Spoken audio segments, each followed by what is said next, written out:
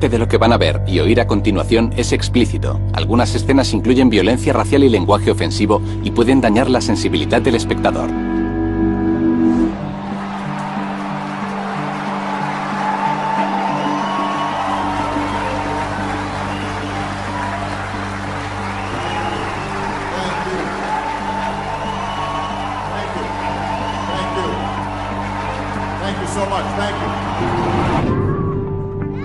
I'm the son of a black man from Kenya and a white woman from Kansas. I am married to a black American who carries within her the blood of slaves and slave owners. For as long as I live, I will never forget that in no other country on earth is my story even possible. La mayoría de nosotros conocemos la historia de este hombre y de las luchas en las calles y en los tribunales que la hicieron posible.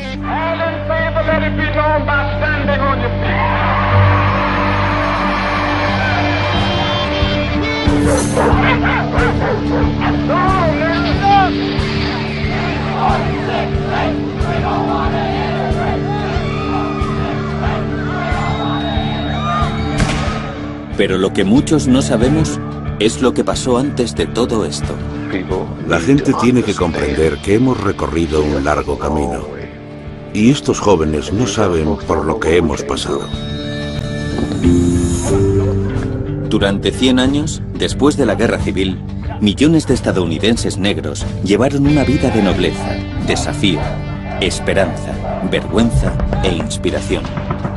No me arrepiento. Creo que esas experiencias en Estados Unidos me han fortalecido. Sí, recuerdo esos días. Os enfermarían, pero no podías hacer nada al respecto. Ser un hombre no significaba nada. Hubo momentos de desesperación y otros en los que te cuestionabas tu fe, pero nunca perdí la esperanza.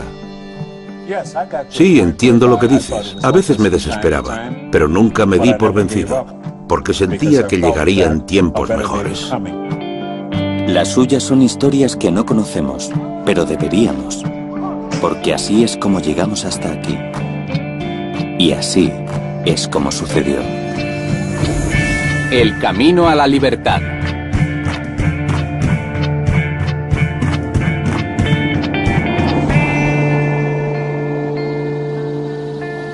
La historia de la experiencia negra en los Estados Unidos comienza con un final. El final de la esclavitud, que se hizo oficial por la 13ª enmienda a la Constitución.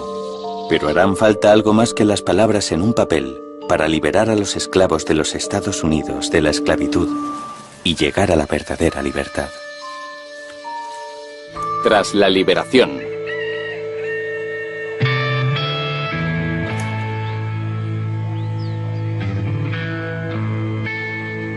...1865, estamos en Big Spring, Tennessee. Solo han pasado 4 meses tras el final de la Guerra Civil. Sin esclavitud, no hay más trabajo gratis. Y se acerca la cosecha. Así que algunos dueños de plantaciones blancos piden a los hombres que una vez poseyeron que vuelvan al trabajo. Esta vez por una paga muy pequeña. Así es como responde un antiguo esclavo. Dear sir, I got your letter. I thought the Yankees would have hung you, and I'm glad you're still living. Mandy and I are doing tolerably well here in Ohio. I get $25 a month, and we are kindly treated. Mandy says she would be afraid to go back without some proof that you will treat us justly and kindly. So we have concluded to test your sincerity by asking you to send us our wages for the time we served you. At 25 years for me and 20 years for Mandy, by my calculations, our earnings would amount to $11,680. P.S. Say howdy to George Carter and thank him for taking the pistol from you when you were shooting at me. From your old servant, Jordan Anderson. Jordan Anderson pasará los restantes 40 años de su vida en Dayton, Ohio. Nunca volvió al sur. Otros nunca se fueron. You just go ahead and talk away there. My name is Fountain Hughes. I am 101 years old. Esta es una grabación de audio de un antiguo esclavo. Nació en Virginia en 1848, justo después de que un esclavo educado allí organizara una sangrienta rebelión contra su amo. Después de eso, en el estado de Virginia era ilegal enseñar a leer a un esclavo. Tras la liberación, la gente de color no tenía nada.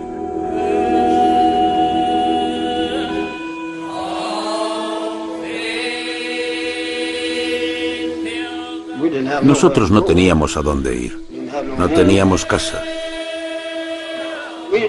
Nos soltaron como a un montón de vacas en un prado. Como a gente salvaje. No sabíamos nada. No teníamos escuelas. No te dejaban leer ningún libro. Así que lo pasamos peor que los perros. Lo pasamos fatal. Pero la gente de color es libre.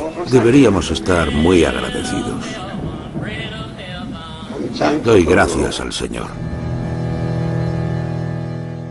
Tras la liberación, millones de antiguos esclavos como Fountain Hughes se quedaron en las casas de los blancos y en sus fincas, haciendo gran parte del mismo trabajo que hacían como esclavos.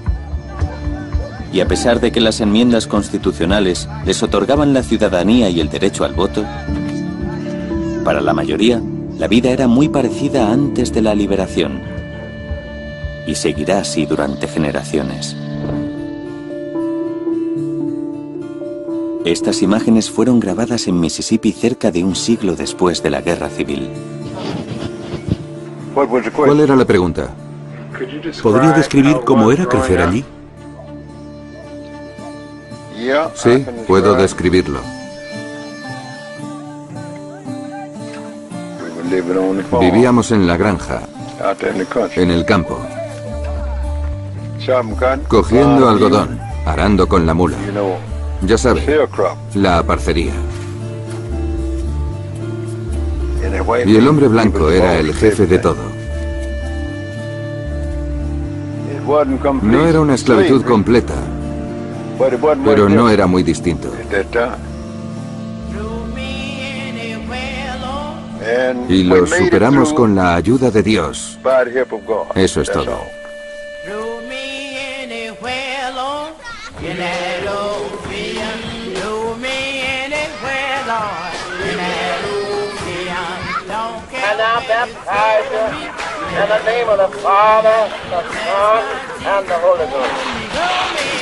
Durante 3 siglos, la fe ha visto a la gente vivir en la esclavitud.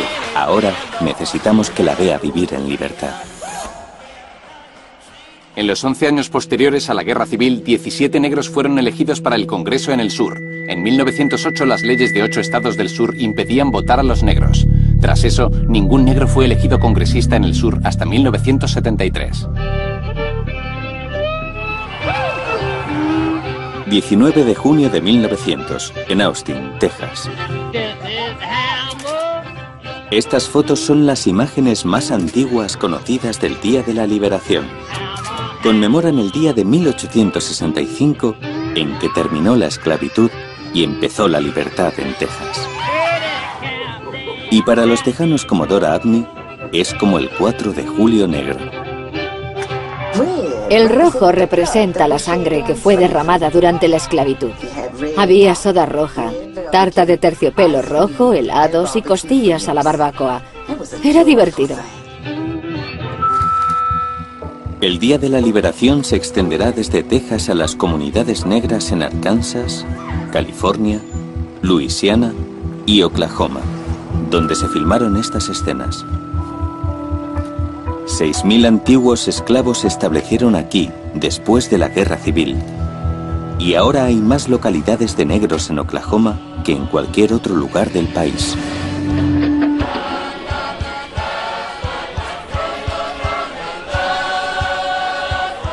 Aquí, la familia Davis, los Walker y los Murdoch viven el sueño americano, décadas antes de que esa frase existiera. Langston City is a Negro city, and we are proud of that fact. We have a good society, church privileges, school privileges, and last but not least, the enjoyment of every right every other man enjoys under the Constitution. What more do you want? Las ciudades de negros como esta inspiran orgullo. Y cuando el país va a la guerra en 1917, cerca de 20.000 jóvenes negros de Oklahoma se alistan. Pueden darles armas.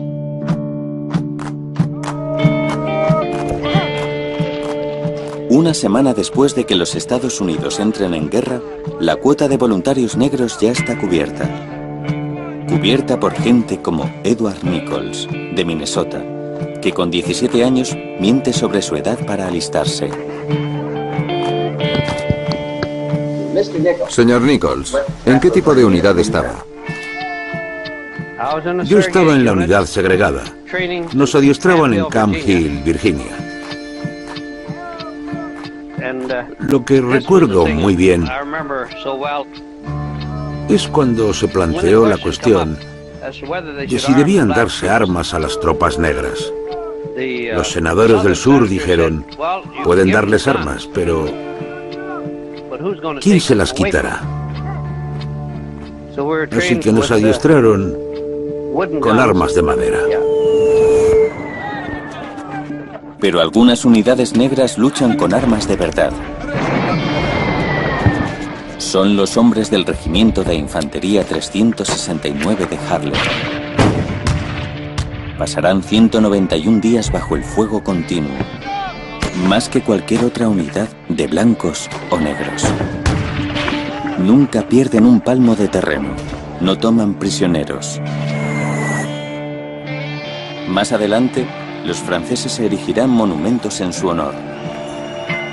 Y cuando vuelvan a casa en 1919, esperan disfrutar de todos los derechos de la democracia estadounidense. Pero lo que se encuentran es a gente blanca enfadada, frustrada, porque no hay suficientes trabajos o casas para vivir.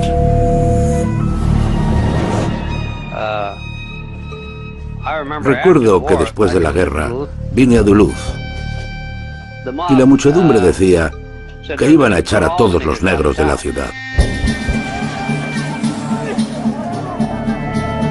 Al amanecer habían linchado a 3. Sucede en Duluth, Minnesota, y en otras 24 ciudades y pueblos de todo el país. Ya había habido violencia racial antes, pero esta vez los ciudadanos negros, muchos de ellos veteranos, se arman y se defienden de la turba blanca. We have been through the war and given everything, even our lives. And now we are going to stop being beat up. Entre 1918 y 1919 fueron linchados 136 negros, entre ellos mujeres, niños y al menos 10 veteranos, muchos todavía con su uniforme. El desafío de la población negra de Estados Unidos después de la guerra sorprende a casi todo el mundo. Y en todo el mundo se hacen eco. The disorders now reported are just the beginning. If the Negroes can find a leader, we may yet experience all sorts of things. Perhaps someday, even a black president. Oklahoma, 1925. Un pastor baptista negro rodó esta película poco tiempo después de que los blancos en Tulsa atacaran una próspera comunidad negra y quemaran hasta los cimientos. Muchas familias negras como esta perdieron todo lo que habían construido. Pero con trabajo duro y con fe, construirán nuevas vidas y nuevas comunidades, donde criarán a sus hijos y a sus nietos, algunos de los cuales ayudarán a elegir al primer presidente negro. Pero faltan casi 9 décadas para ese día. Estamos en 1925 y las cosas se pondrán mucho peor antes de mejorar.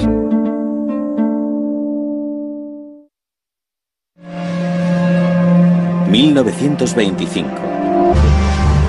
La ciudad de Nueva York es ahora la ciudad más grande del mundo. El auge de la construcción hace que se alcen rascacielos prácticamente en una noche, desde Battery Park hasta el Upper East Side. Y si nos dirigimos hacia el norte por la 7ª Avenida, podemos vernos sorprendidos por un nuevo fenómeno.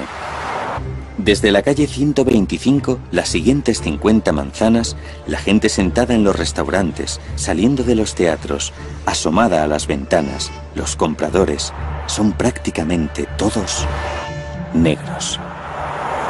El Jardín del Edén.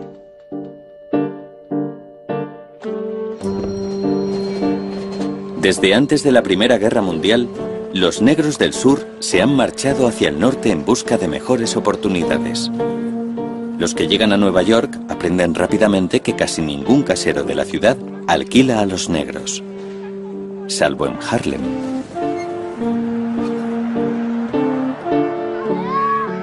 A finales de los años 20, Harlem tiene más negros por kilómetro cuadrado que cualquier otro lugar del mundo.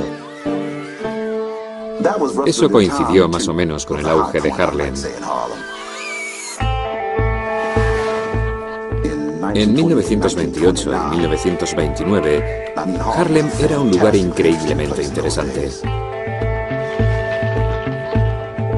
Era el verdadero centro cultural de esta ciudad,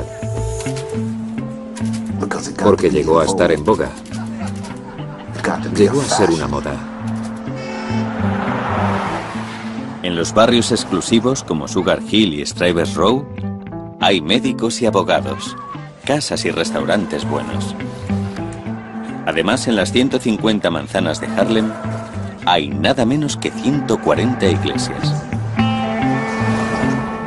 Así como narcotraficantes, contrabandistas, prostitutas y corredores de apuestas. Y para los jóvenes negros como Harold Slappy, para mí, este es el Jardín del Edén. Eso mismo.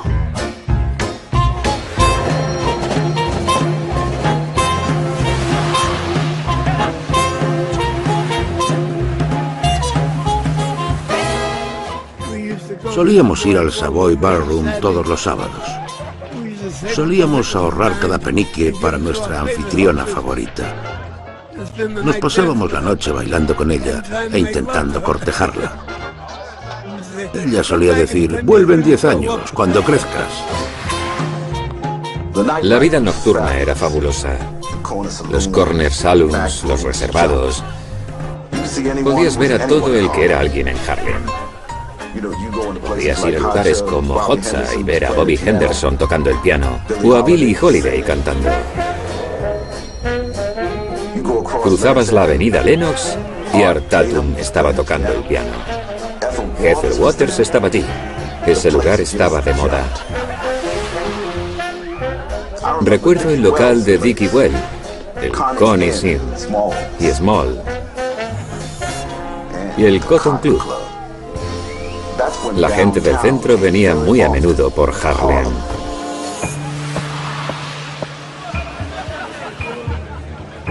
Harlem es el lugar donde cualquier tabú es accesible.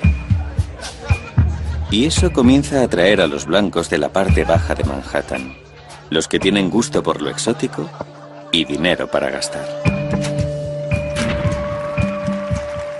Para entretener a esta nueva clientela, establecimientos solo para blancos como el Cotton Club comienzan a ofrecer una temática selvática y de plantaciones. junto con los estereotipos racistas, como los ambos y las mamis. A veces, el talento negro incluso actúa con la cara negra.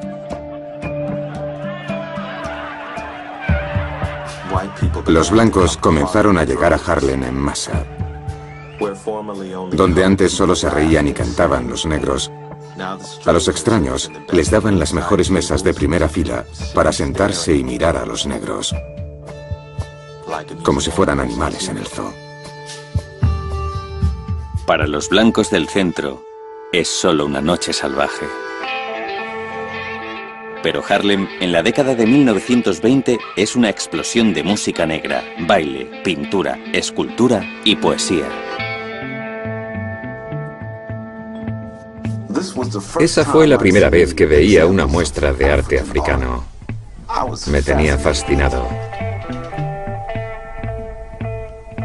Podía verse una conciencia muy definida y un gran orgullo. Era el orgullo negro, el nuevo negro.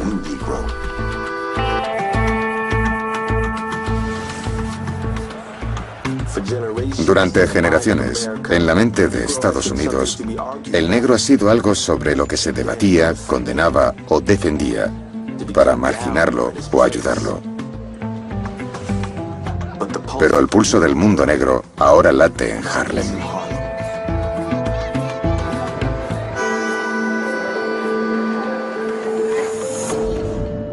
En el Nueva York de los años 20, el trabajador blanco ganaba de media $37 a la semana. El negro ganaba 25. Los pisos en Harlem cuestan el doble que pisos similares en los barrios blancos.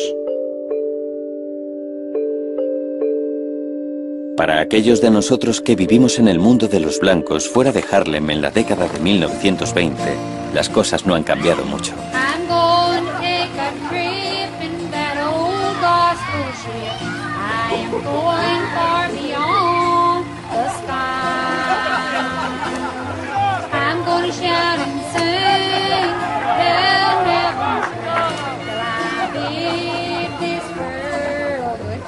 Aquí en Indiana los blancos continúan con sus reuniones familiares, meriendas y reuniones en la iglesia. Muchos de ellos en la iglesia metodista, la más importante del estado. Pero hay una organización blanca que es incluso más grande que los metodistas y sigue creciendo.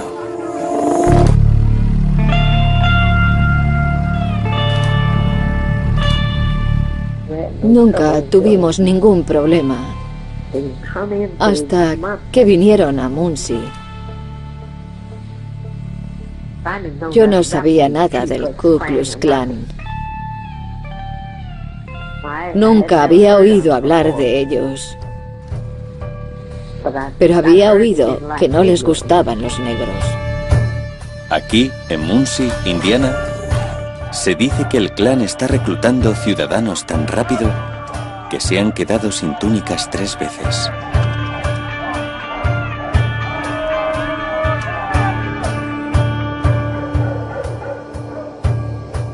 Recuerdo que al final de la calle Lowell solía haber una pista de patinaje y hacían sus reuniones allí.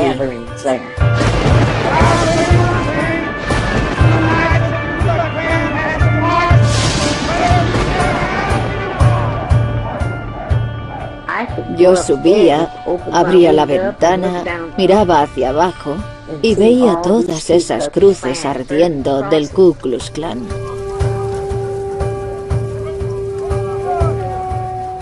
Recuerdo que algunas noches los veía vigilarme. Y se trata de Indiana, un estado que tuvo un importante papel para ayudar a los esclavos a escapar hacia la libertad en el norte. Y sin embargo, en 1925, 1 de cada 4 hombres blancos nacidos aquí son miembros del Klan. Ya os podéis imaginar cómo es el sur.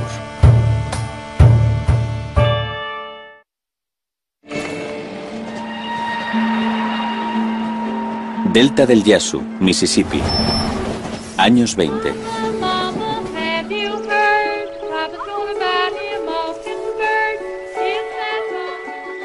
Los bebés aquí son como cualquier otro bebé. Duermen, comen y lloran. Pronto aprenderán a caminar, a hablar y a decir por favor y gracias. Pero si nacen negros, como Maurice Lucas, también tendrán que aprender a ser negros de Mississippi. Bueno, recuerdo que cuando era un niño pequeño, había un hombre negro colgado en un poste al sur de la ciudad.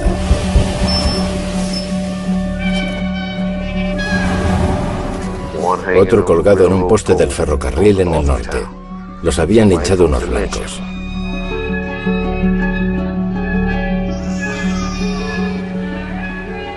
Ahora lo entiendo. Tú eres negro y ellos blancos. De color a un lado, blancos al otro.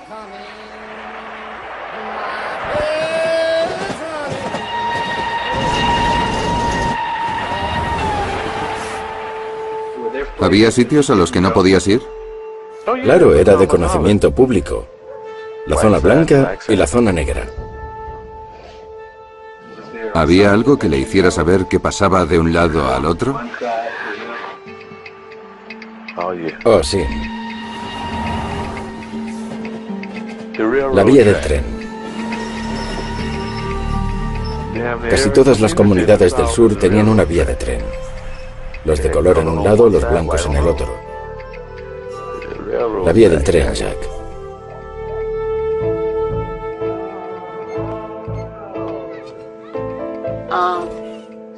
Siento tener que decirlo, pero ¿sabías cuál era tu lugar? ¿Sabías decir sí, señor, y no, señor, a una persona blanca? Y si lo hacías, no tenías ningún, ya sabes, problema.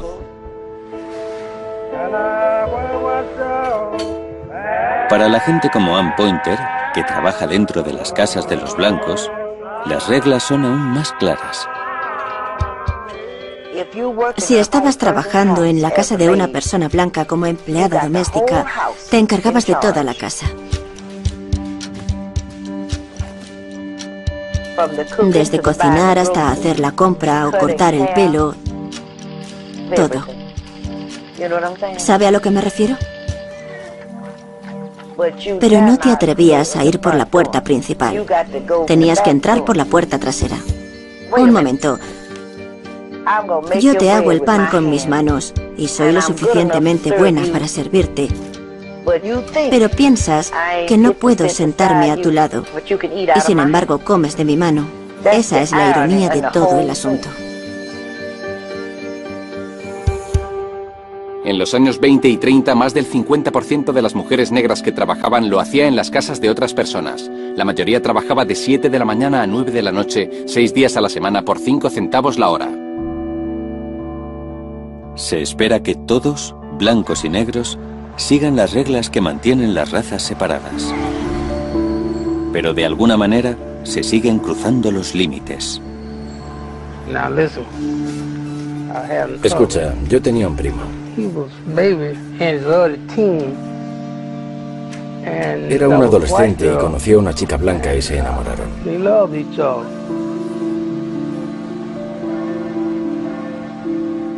Pero entonces mira lo que pasó. Los blancos los vieron juntos una vez y la chica les dijo, yo le amo. Pero los blancos se enfadaron.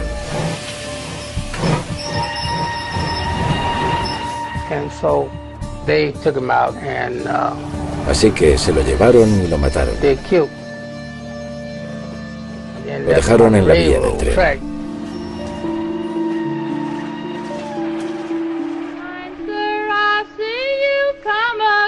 Pray tell me what it's for. I thought I told you on yonder's hill you need not come anymore, you need not come anymore. Es diferente cuando los blancos rompen las reglas. De hecho, sucede tan a menudo que tiene un nombre. En la parte negra de la ciudad lo llaman integración nocturna. ¿Era muy común? ¿Los blancos perseguían a mujeres negras? Sí, claro. Era caer la noche y veías a todos los muchachos blancos persiguiendo a las mujeres de color. A tu hija o a tu esposa. Cada noche, sí, señor. Tío. Los blancos lo hacían desde la época de la esclavitud. Déjeme decirle algo. ¿Ha visto verdaderos niños de color y de padres oscuros? Eso es por el hombre blanco enredando. En la década de 1930, una persona era considerada negra por ley si tenía un ancestro negro. Hoy en día, la ascendencia genética del afroamericano tipo es un 22% europea.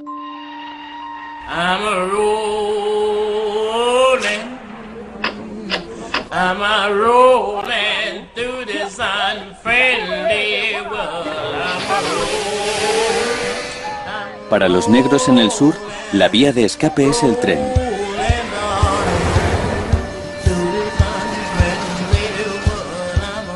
Con el tiempo, al menos 6 millones lo han tomado. Muchos de ellos nunca volverán. Pero es solo una minoría afortunada la que consigue llegar a la clase media. Ernest Bean es uno de ellos. Rueda este material en el trabajo.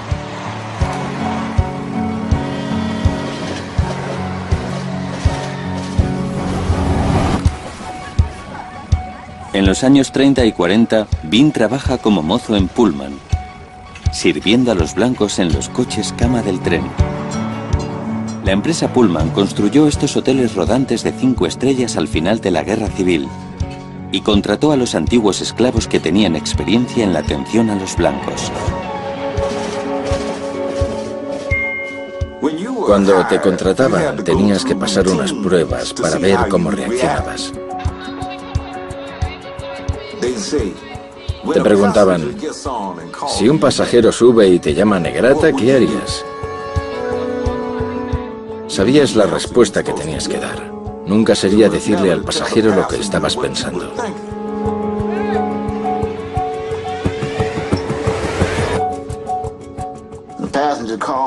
Los pasajeros me llamaban de todo menos bonito, pero me hacía gracia.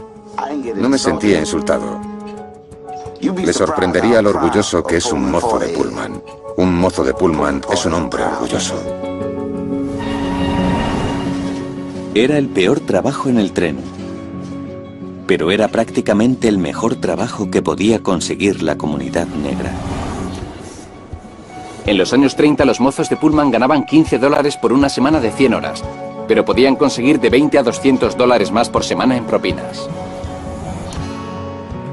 Me encantaba el trabajo porque me gustaba viajar y me encantaba la gente. Eso significaba que podía cuidar de mi familia, darles de comer, enviarlos a la escuela.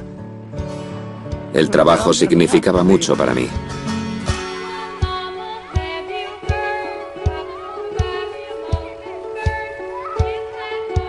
Pero al final de la década de 1930, la cómoda vida que Ernest Bean proporciona a su familia en Oakland es algo con lo que la mayoría de los negros solo puede soñar.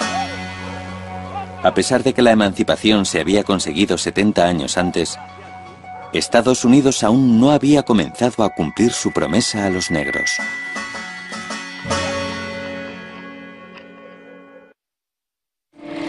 The march of time.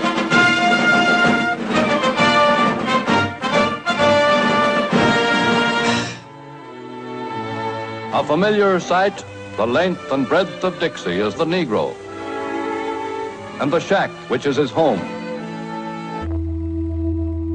Este noticiero se produjo en 1939, 75 años después de que una enmienda a la Constitución prometiera a los negros americanos plena ciudadanía. Y la mayoría de nosotros seguíamos esperándola. Though here, as everywhere, the Negro finds himself in the lowest of all income levels, he and his race have made a brave struggle to better their lot. Pero hay sitios mejores. incluso en Dixie. Esta gran democracia nuestra.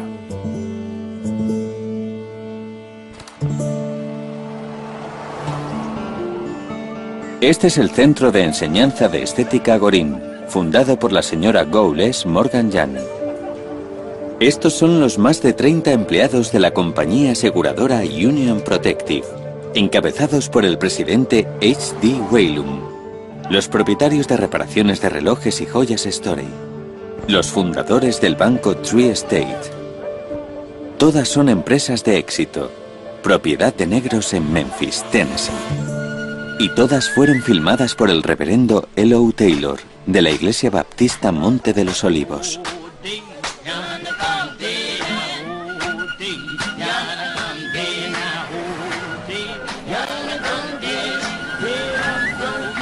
Taylor grabó las imágenes que estamos viendo ahora para dejar constancia del Memphis negro, un lugar que el Memphis blanco nunca vio.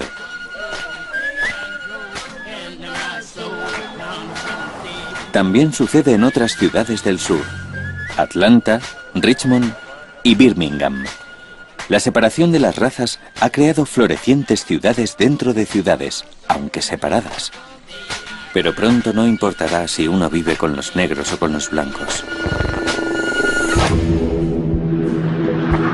Porque a finales de 1941, nuestro país nos necesitará a todos.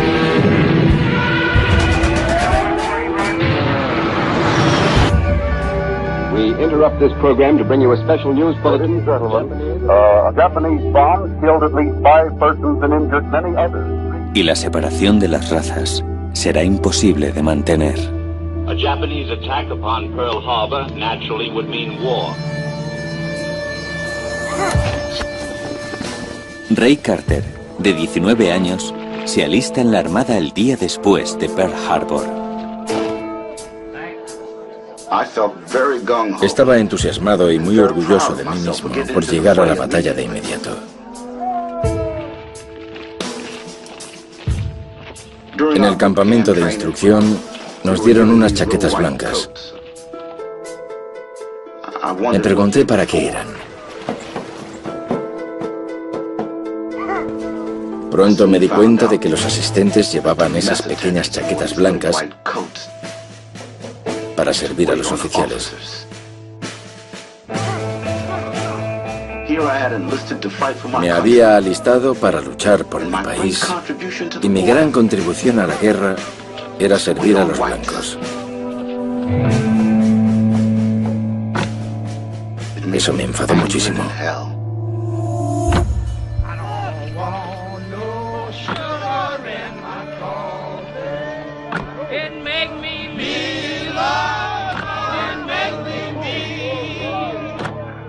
Algunos de los hombres negros que se alistan vienen desde el norte.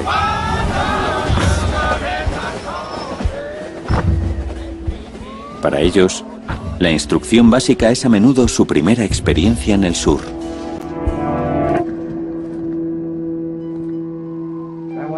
Quería preguntarte, ¿cómo era? Cuando era soldado raso en la instrucción. Bueno, el de Fort Lee, Virginia, era el campamento más segregado, tal vez el que tenía más prejuicios en los Estados Unidos. El general era sureño y la mayoría de los oficiales eran sureños. Los operadores de teléfono, si pensaban que tu voz era de negro, te insultaban.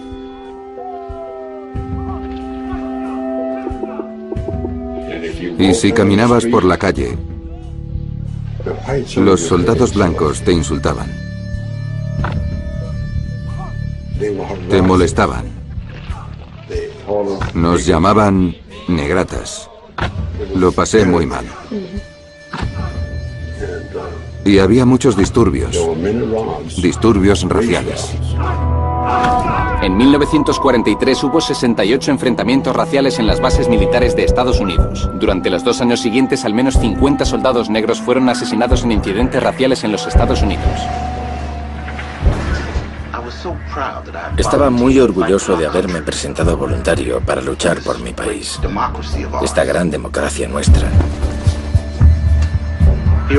Ahí estaba yo, buscando pelear con el enemigo, y la pregunta que me hice es, ¿quién demonios es el enemigo? Somos tan buenos como cualquier otro.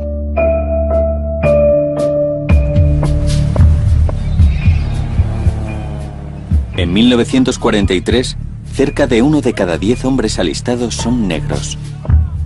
Todos sirven en unidades segregadas. Pero hasta que llegan al extranjero, ninguno sabe exactamente qué les espera en esta guerra. Bill Stevens está destinado a Guadalcanal con la División 93 de Infantería.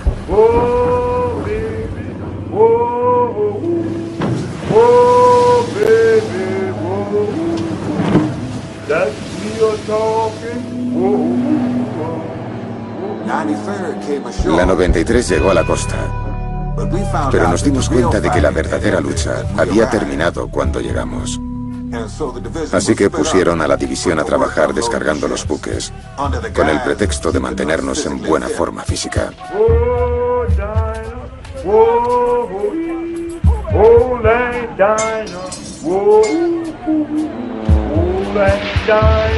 Con todas las bajas blancas que nuestro bando estaba manteniendo en ese momento, me parecía un tremendo desperdicio de un regimiento de infantería.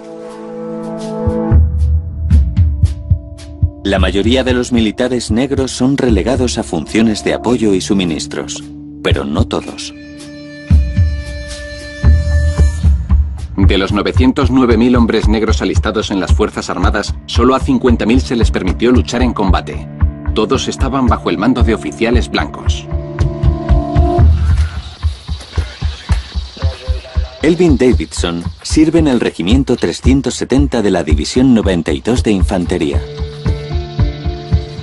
El oficial al mando nos informó. Nos dijo: caballeros, vamos a demostrar a la gente que somos tan buenos como cualquier otro. Dijo: vamos a entrar en combate.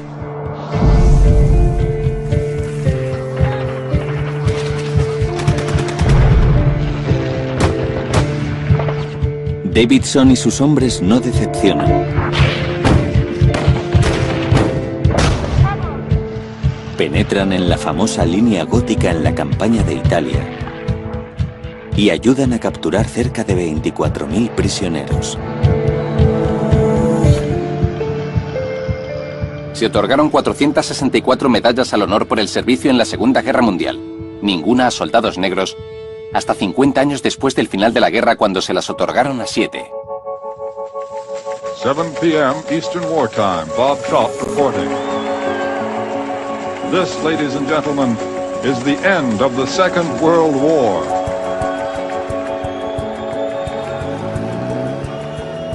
Oficialmente, en el ejército hay segregación, pero a veces se rompieron esas normas para ganar la guerra. Al final, miles de soldados blancos y negros no solo han luchado juntos, sino que han compartido también las rutinas del día a día, muchos de ellos por primera vez. Te diré una cosa, lo hacíamos todo juntos. Íbamos a nadar juntos, estuvimos en la lucha y comimos juntos. Jugamos a las cartas juntos. Solo estoy tratando de decir cómo fue todo allí. Un hermano blanco no era distinto de un hermano negro. La sorpresa más grande que he tenido en mi vida lo fue. Pero estas pequeñas victorias en el extranjero no garantizan la victoria en casa.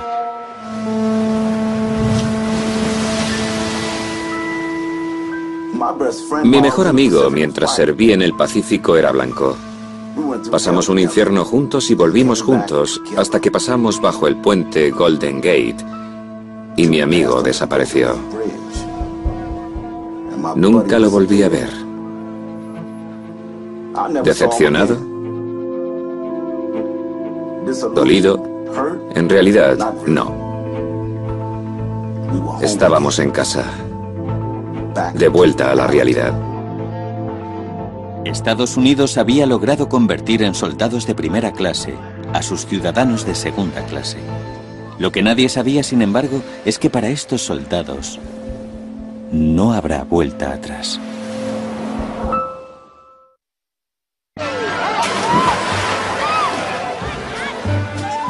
En los años posteriores a la Segunda Guerra Mundial, Estados Unidos está entrando en una era de prosperidad desigual. El trabajo, la vivienda, la industria, incluso los bebés están en auge. Pero para disfrutar plenamente del sueño americano, el color que tengas es relevante. Porque durante generaciones han existido dos Américas. La educación era la clave. En 1951, el estado de Texas prohíbe los combates de boxeo interraciales. Florida no permite que los estudiantes blancos y negros utilicen las mismas ediciones de libros de texto. En Alabama, una enfermera blanca no puede cuidar de un paciente negro. En un estado, los negros y los blancos no pueden jugar al ajedrez. En 6 estados, no se puede encadenar juntos a los prisioneros blancos y negros. En 7 estados, parques, parques infantiles, piscinas, parques de atracciones, pistas de carreras, salas de billar, circos, teatros y salas públicas están segregados por ley. Y en 11 estados, las escuelas se mantienen segregadas incluso para los ciegos.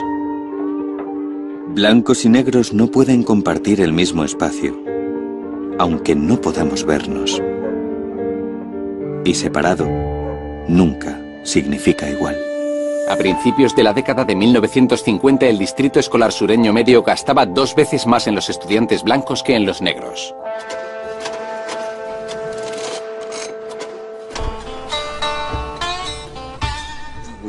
Teníamos un viejo dicho: se sabe dónde acaba el barrio blanco y dónde empieza el barrio negro, porque de repente se acaba la acera.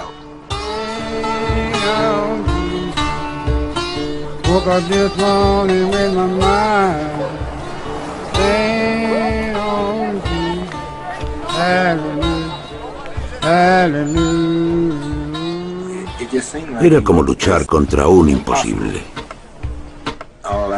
En mi vida solo conocía la segregación. Y por lo que a mí respecta, así sería siempre. Pero este es el año en el que el ánimo empezará a cambiar. Estamos en 1954.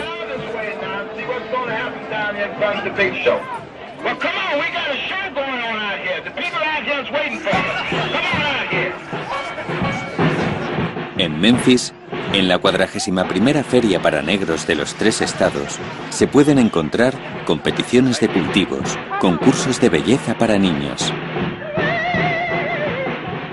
espectáculos de jóvenes talentos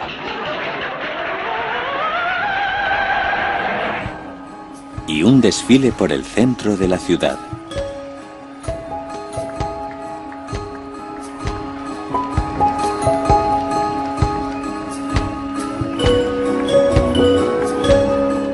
Para esta gente, y gente como ellos de todo el sur, mezclarse con los blancos no es la meta. Lo que quieren es que sus hijos tengan las mismas oportunidades que los niños blancos.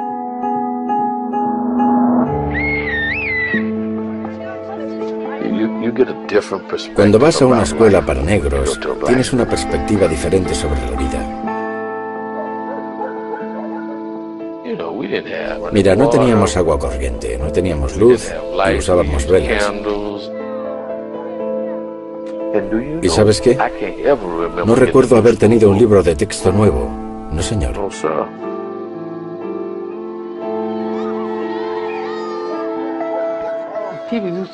La gente solía rezar por tiempos mejores.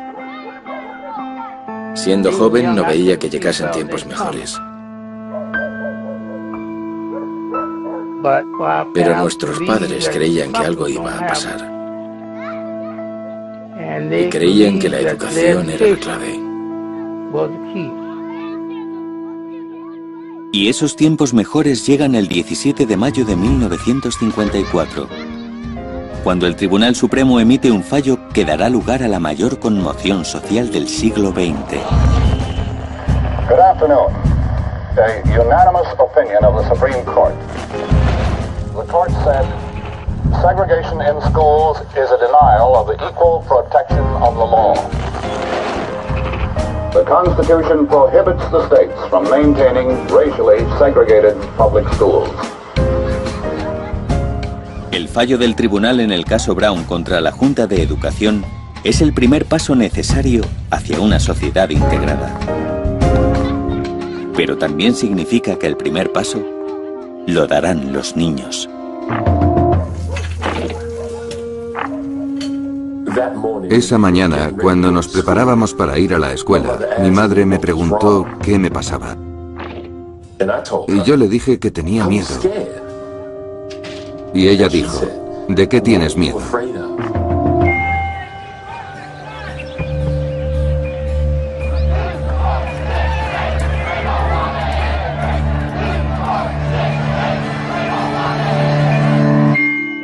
Let me tell you something. I would have never sent my children on them. You hear me? And I tell you right now, the only way I'll send them down there to that school, I'll go every day with them. And I'll be sitting there with a pistol because if anybody touch one of them, I'll blow their brains out. And I meant it from my heart. I set the damn place on fire.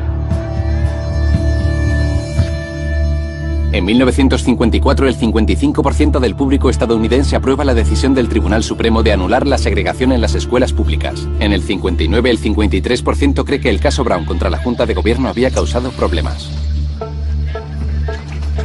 Agosto de 1955. Encontraron en el río Tallahatchie, en Mississippi, el cuerpo mutilado de Emmett Till, de 14 años.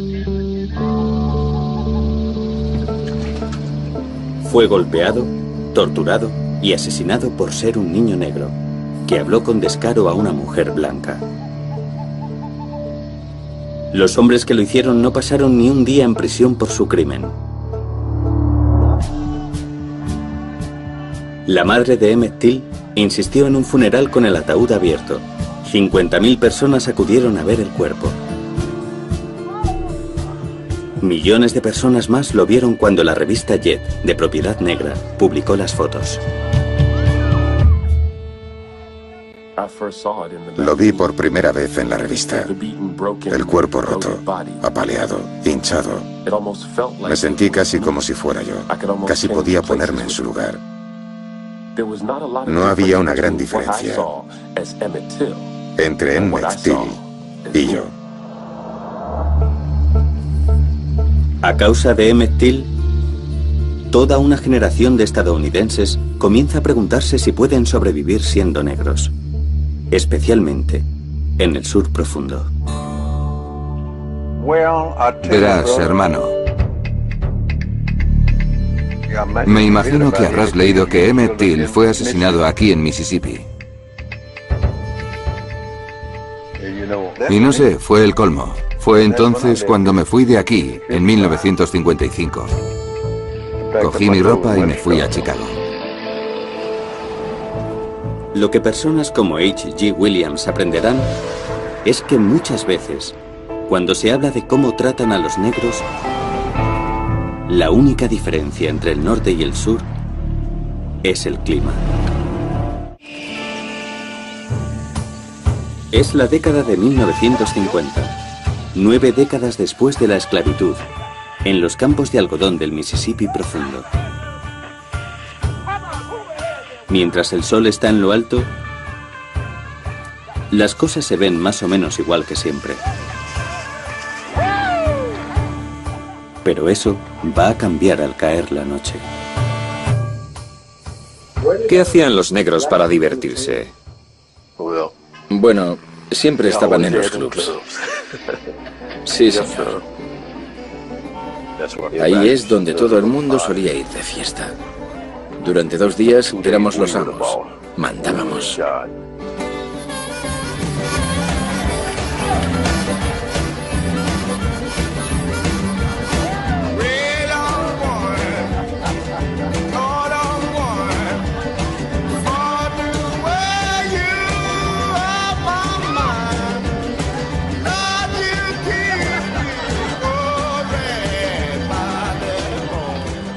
Locales como este permanecen abiertos durante 2 días seguidos. Venden licor casero, comida casera, hay música en vivo y a veces incluso una chica bonita.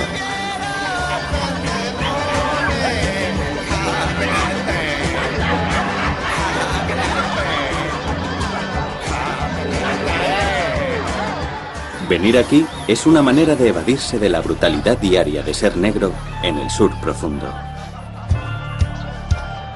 ¿Es eso o marcharse? Sangre y recuerdos.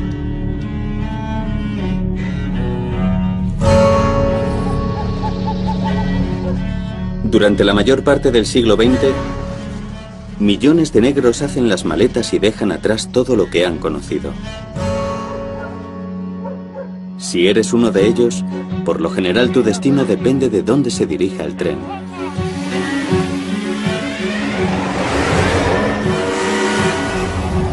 Si subes en Florida, Georgia, las Carolinas o Virginia, te diriges al este, a Washington o a Filadelfia o a Nueva York. Si subes en Luisiana o Texas, te vas a la costa oeste. Por lo general, Los Ángeles u Oakland. Y si eres de Arkansas, Alabama o Mississippi, subirás en la estación central de Illinois, en dirección a Cleveland, Detroit o Chicago. A ese tren lo llaman el expreso del pollo frito. Nos fuimos del sur cuando tenía 11 años. Nos montamos en el tren en un vagón lleno de negros. Y yo pensaba que eso era lo más grande, porque estaba en un vagón con mi gente, con esas bolsas de papel marrón con el pollo grasiento y los bocadillos, y lo pasábamos bien. Los pasajeros de color como Jim McFarland no pueden contar con que les sirvan en los coches restaurante. Así que traen cajas de zapatos llenas de pollo frito, huevos duros y galletas para el viaje. Y a medida que se alejan de la línea de Mason-Dixon, empiezan a saborear la libertad. Desde 1910, 6 millones de negros emigraron del sur a las ciudades del norte, el medio oeste y el oeste. En 1970, el 80% de la población negra vivía en ciudades. Jesse Johnson llegó a Chicago desde Mississippi. Cuando me bajé del tren en Chicago, un policía blanco se acercó a mí y comenzó una conversación amistosa. Un hombre blanco. Y pensé que era una maravilla, porque nunca había tenido esa experiencia en mi vida. Un hombre blanco. Del 500.000 de negros que terminan en Chicago, la mayoría se asientan en un tramo de 11 kilómetros en el lado sur de la ciudad.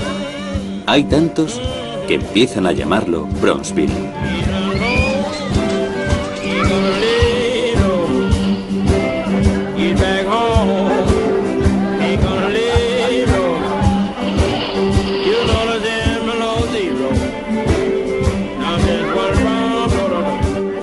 Aquí, los médicos, artistas y mozos de ferrocarril conviven con empleadas domésticas y conserjes.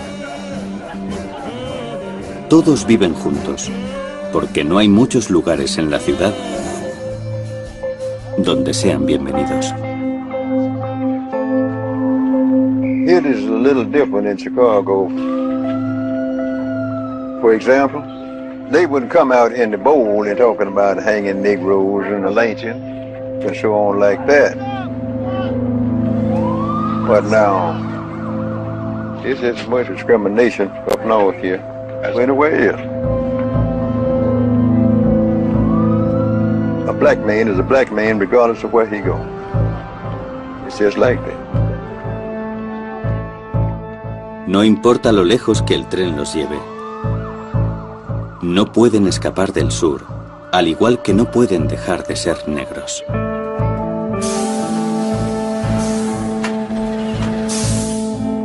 Lo que mi madre hacía era conseguir el periódico Chicago Defender y me leía historias.